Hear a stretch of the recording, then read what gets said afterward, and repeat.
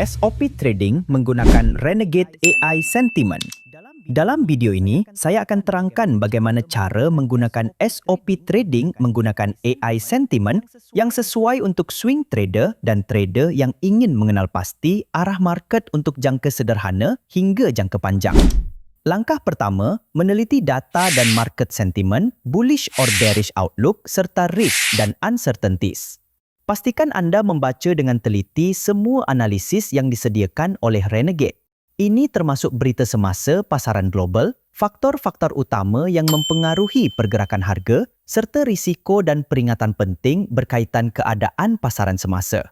Maklumat ini membantu anda memahami konteks pergerakan market secara keseluruhan. Seterusnya, kita masuk ke langkah kedua iaitu semakan rekomendasi AI. Klik pada bahagian Recommendations dalam Renegade untuk melihat ke mana arah ramalan pasaran bagi tempoh mingguan atau bulanan. Di sinilah anda boleh mengenal pasti sama ada market cenderung bullish atau bearish. Langkah ketiga adalah cara menilai kekuatan sentimen. Fokus utama di sini adalah melihat pada tahap keuntungan atau take profit yang disarankan oleh AI. Secara ringkasnya, semakin jauh atau semakin besar take profitnya beranggaran 400 pip ke 500 pip, maka semakin kuat kecenderungan market yang diramalkan oleh AI sama ada bullish atau bearish. Akhir sekali, gunakan analisis AI sentiment ini untuk merancang strategi trading anda.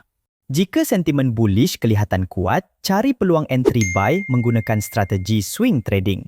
Jika sentimen bearish lebih dominan, cari peluang entry sell menggunakan pendekatan yang sama. Dengan mengikuti SOP ini, anda boleh menggunakan AI sentiment sebagai panduan utama untuk menentukan arah market dengan lebih yakin dan berdisiplin.